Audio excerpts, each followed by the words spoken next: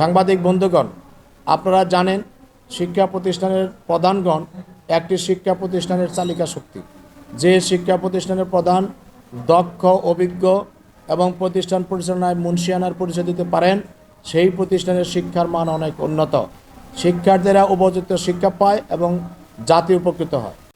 কিন্তু বিগত ফ্যাসিস্ট সরকারের আমলে অদক্ষ ও অযোগ্য শিক্ষকদের প্রতিষ্ঠান প্রধান নিয়োগ করার ফলে শিক্ষাক্ষেত্রে ব্যাপক ধস নেমেছে। ফ্যাসিস্ট সরকারের পতনের পর থেকে অদ্যাবধি প্রতিষ্ঠান প্রধান নিয়োগ বন্ধ থাকায় শিক্ষাক্ষেত্রে ক্রমাগতভাবে শিক্ষার মান ব্যাহত হচ্ছে।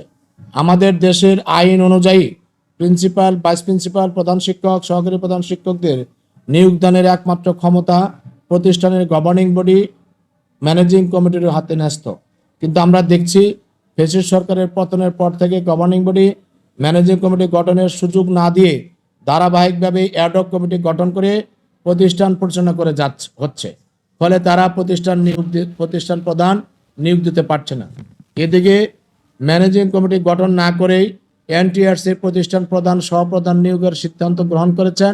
এনটিআরসির সিদ্ধান্ত বাতিলের দাবিতে 119 জন শিক্ষক যৌথভাবে মহামান্য হাইকোর্টে রিট আবেদন করেন এবং মহামান্য হাইকোর্ট প্রতিষ্ঠান প্রধান নিয়োগ পরীক্ষা স্থগিতের পক্ষে রায় প্রদান করেন। কিন্তু এনটিআরসি তাদের অসৎ উদ্দেশ্য চরিতার্থ করার লক্ষ্যে পূর্ণাঙ্গ শুনানি না করেই হাইকোর্টের রায় স্থগিতের উদ্যোগ নেয় এবং চেম্বার জজ আদালত 17 এপ্রিল হাইকোর্টের রায় স্থগিত করে দেন এবং এনটিআরসি 18 এপ্রিল যথাযথ প্রস্তুতি ও নীতিমালা ছাড়াই পরীক্ষা গ্রহণ করেন।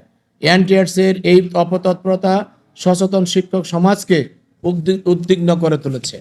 শিক্ষকতা পেশায় আসতে ইচ্ছুক ব্যক্তিদের পরীক্ষা গ্রহণ করে সনদ প্রদান করার জন্য, নিয়োগ দান করার জন্য নয়। তথাপিও তারা বিগত কয়েক বছর সাধারণ শিক্ষক নিয়োগ দিয়ে আসছেন।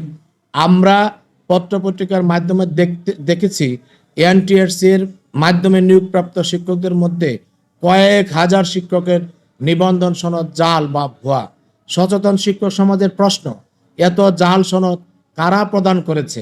যে প্রতিষ্ঠানে জাল সনদ হয় সেই প্রতিষ্ঠানের মাধ্যমে প্রিন্সিপাল, ভাইস প্রিন্সিপাল, প্রধান শিক্ষক, সহকারী প্রধান শিক্ষক নিয়োগ দিলে কতটুকু স্বচ্ছ হবে এবং তারা শিক্ষার উন্নয়নে কতটুকু ভূমিকা পালন করতে পারবেন? তাই আমাদের দাবি, গৃহীত পরীক্ষা বাতিল করে ম্যানেজিং কমিটির মাধ্যমে, গভর্নিং বডির মাধ্যমে প্রতিষ্ঠান প্রধান নিয়োগ দেওয়া হোক।